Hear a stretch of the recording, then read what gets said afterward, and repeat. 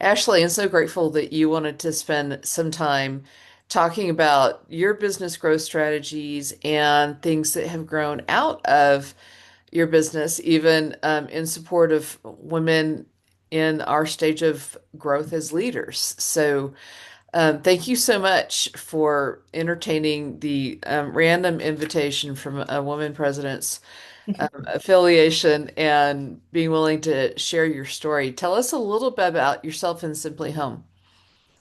Yes, so I'm an Austin native. I have been here my whole life, done a lot of traveling, but I always come back here. It's where my roots are. Yeah. And once you get a business going here, then you just double down on those roots. They go a little bit deeper now. But I have two little boys here, which also keep me busy. Yeah. And my husband and a dog, and it's like a country song, kind of how I describe it. You have a truck too. Yes, You yes. probably have a truck. Got a truck. I was actually thinking I need to buy a truck for business. Um, but yep, and then I started my business about 13 years ago, and it was, it was purely happenstance. It was nothing. I never thought I would be in construction. I started that was called Simply Sold, and I was essentially a one-stop shop to help homeowners do everything they needed to do cosmetically to prep their home before they listed it Yeah. on the market. So I did all the things, right? And like I organized the painting, the siding, all the deferred maintenance, whether it was electrical fixtures not working or everybody needs new caulking in their bathroom. I mean, just the list was the typical list, right? Um, and so I saw this opportunity and started my business, which is now called Simply Home, and have been focused on growing and scaling that. And that's been my life, outside of me just being a tree hugger and liking to go outside and hugging trees and gardening and doing all that. Yeah. The important things that keep us balanced, and we're going to get to that in a minute. I want to, just demonstrate the scale. So in 13 years, you started as a single entrepreneur, and now you have a staff of 12 Mm-hmm. and then Yep. over 100 contractors. Mm-hmm.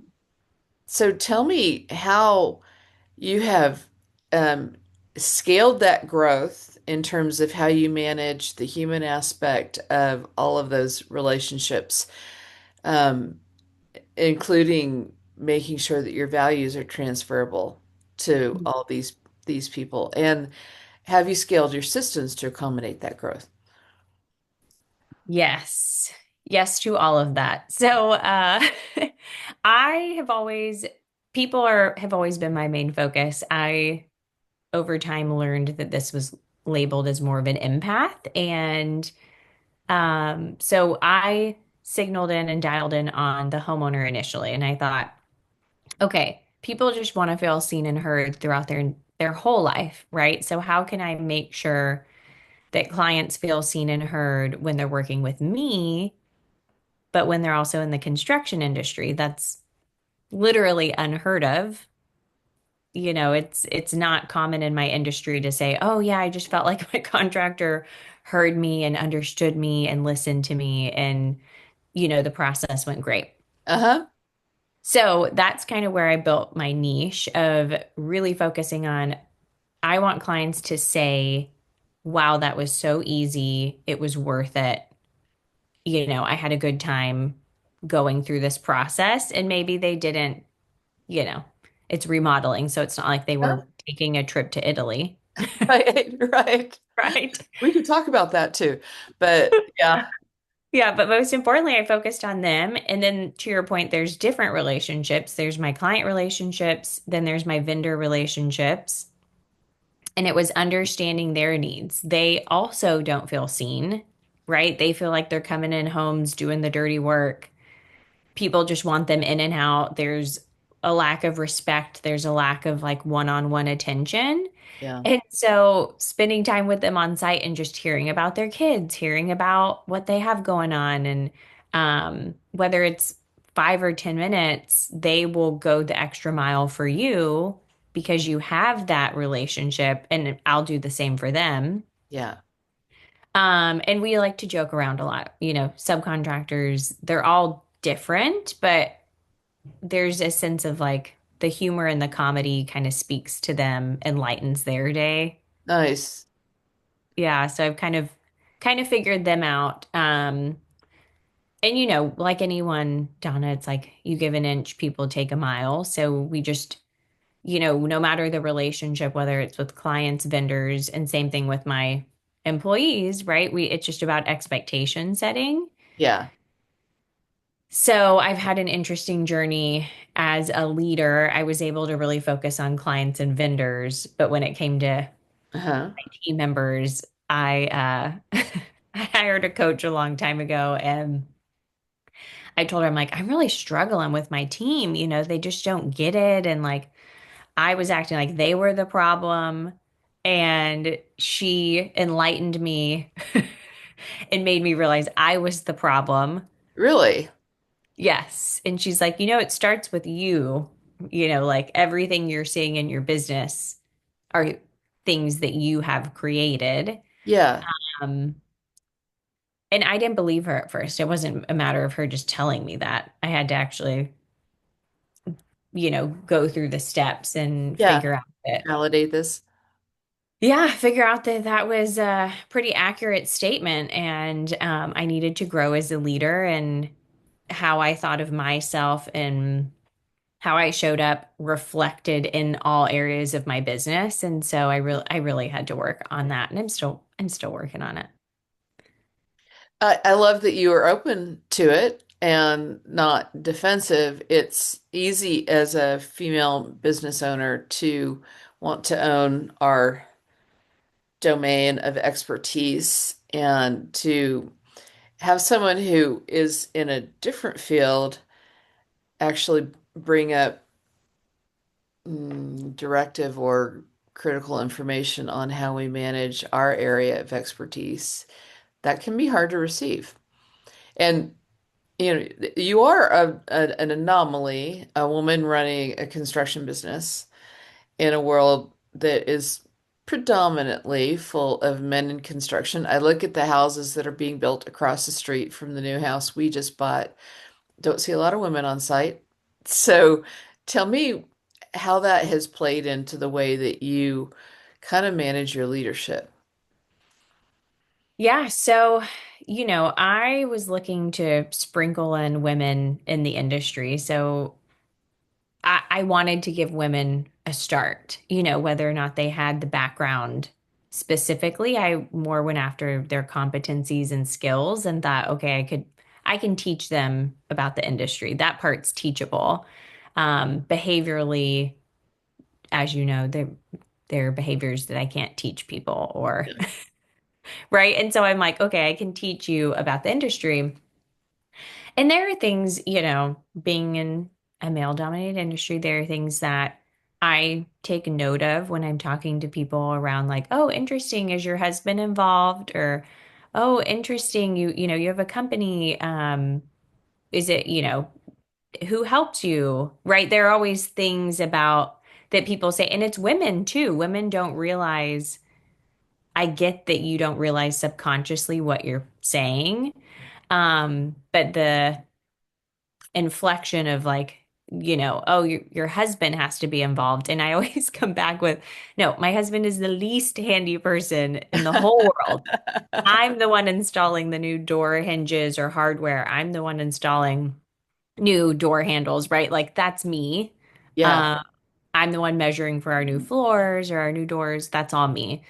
So, I think it's different, right? But I've seen more and more women getting into the industry, which, at our remodeling events and association events that I attend, I'm like, oh, it makes me so happy to see that there's a lot more of us in a variety of positions in the industry. yeah. Good, good. Well, Yeah. do you do you feel like you're part of the change in that tide, or is that something that preceded you? I think so. So there were two women in Austin who were in the remodeling and building industry that owned their own business before I got started. Uh-huh. And now I know there's probably more like five or six, if not closer to 10 now. So it's exciting in that I hope I'm part of the inspiration, if you will, of like, women look at me and they think, oh, Ashley's doing it. Why can't I do it? Yeah. You Yeah. know? Well, and I wonder if women question whether you did it alone because they're creating a story in their head that says, I can't really do this alone. So I need to validate that I can't do this. And you're kind of busting that myth. I'm trying to. I'm Yeah. Mythbusters over here. My hammer, breaking down the You- walls quite literally. How do you think you communicate differently to your contractors and your people? Yeah, I think it actually bleeds into one another. I think I use a lot of the same tools and approaches, whether it's just actively listening, hearing them out, how I'm responding, whether it's a reaction or proactive communication with them. I mean, in expectation setting, I cannot say that enough.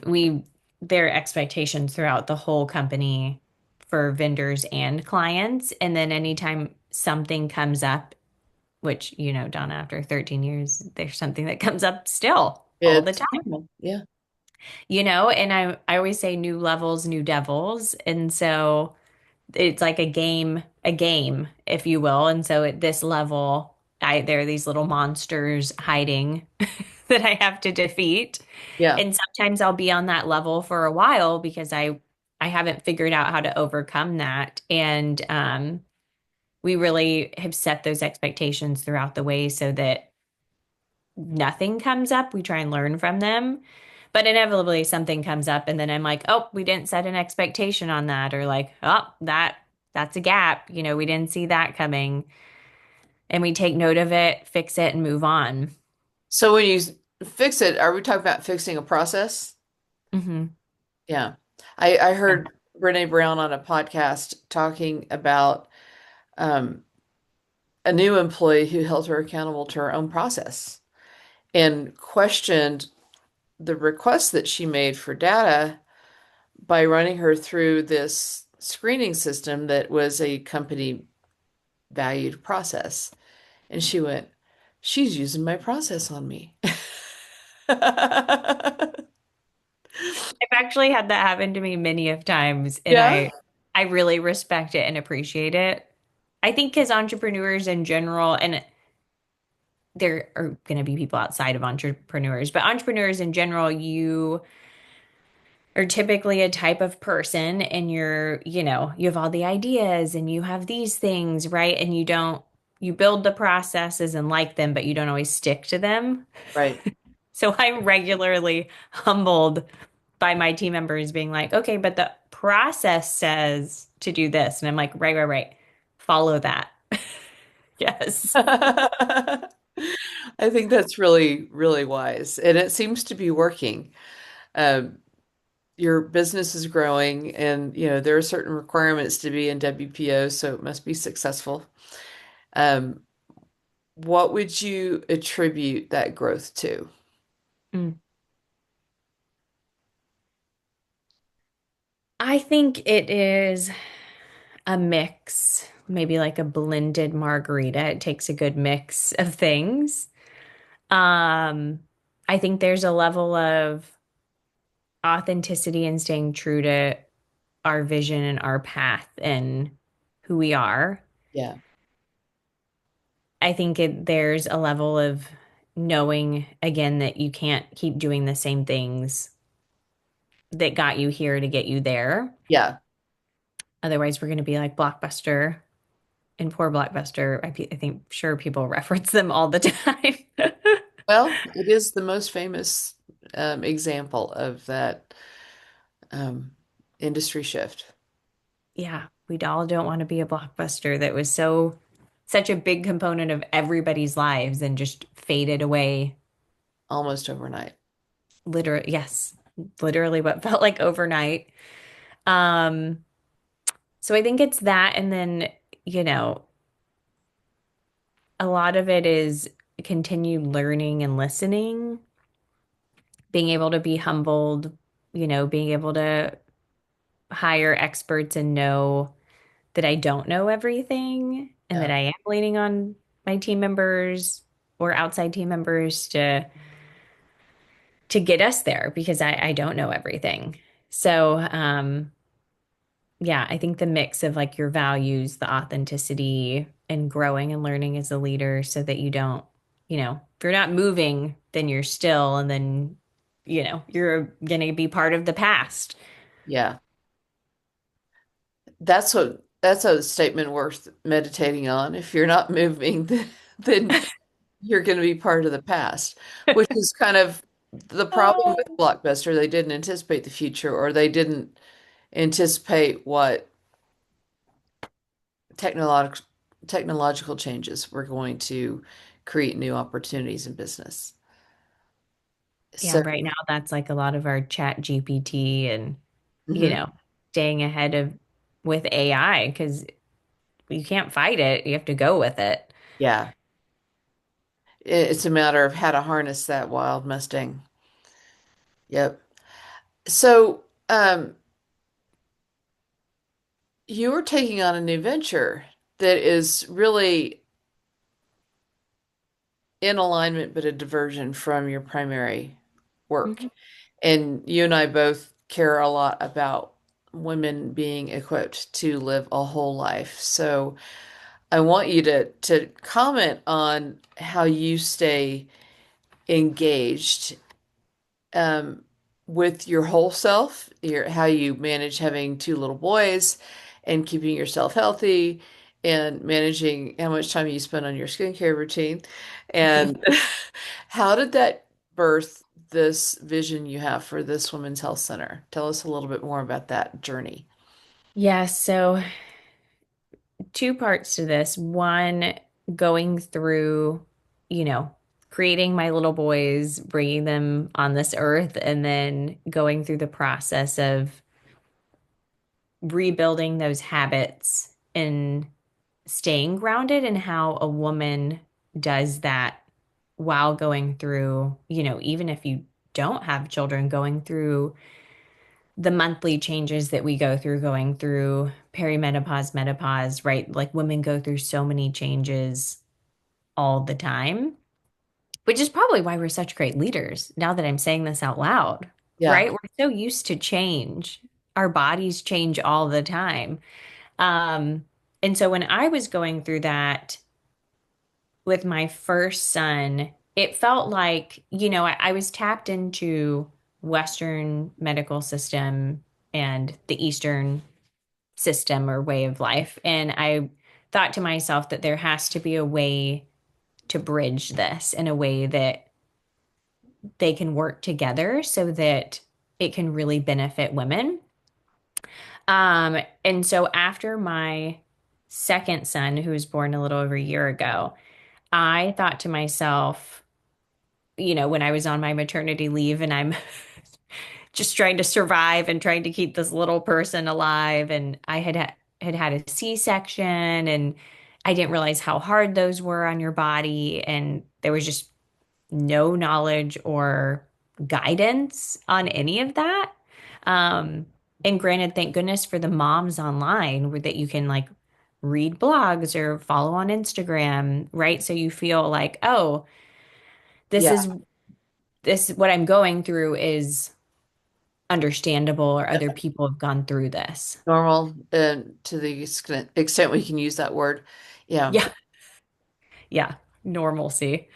And so women have this unique perspective who go through all these changes. And um, what came out of that was the need for this, what we call Women's Wellness Center. Mhm. And it's really serving women who want to understand more about their body. They want to get their body into what we call a healthy place for them. So what we're working on and building out is services, around acupuncture and lymphatics and massage and there's a lot of offerings, but yoga and red light therapy and different things. Yeah. But the sense is that women aren't replacing anything in the Western world, but they're being supported with all these other services that um, can get them to where their goals are. So we can all feel good, Yeah. you know, um, and we can do that really well. And I think having that like village or community where you can leave your doctor but have support. So like physical therapy, going through PT while I was pregnant and now post pregnancy, what are other things I could do to where everyone's talking to each other. Yeah. So at this wellness center, your acupuncturist, your physical therapist, everyone's talking to each other to build you a system of like, how can Ashley feel good in 90 days or in what's even a realistic timeline? Yeah. Um, so things like that. It's amazing because there's a lack of that communication, and we feel like we are the victims of too much information. We need to try this and this and this, and it can feel like a tsunami of information, but can I get these providers to talk to each other to let me know what I truly need? Because there may be overlapping benefits, but some might actually rule out the others, or yeah, so I'm curious to know how you plan to solve that within that ecosystem. Is it a communication system? That's what we're hoping. Yep.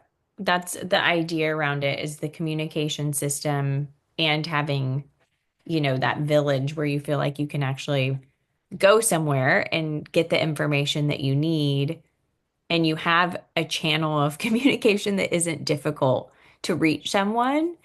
But also we plan on having, a nurse and individuals part who are trained from the Western medical system too, so that you have both sides and everybody's thinking about like what are all your Yeah, options?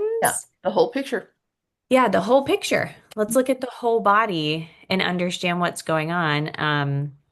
And granted, I feel like there's not everything can be resolved through us, but at least you have a path of where you feel like, okay, we're actually doing something. I feel like I'm actually getting somewhere and somebody's listening to me. And again, it comes back to like listening to me and I'm not written off by my doctor or the medical system, you know? Yeah, that's a really good point. And I'm glad that you mentioned the responsibility we have to self-manage the process too, because we can't wholly respond to just what the doctor says without asking questions and Yeah. being in charge of our own end story. So, how are you doing that in your own life?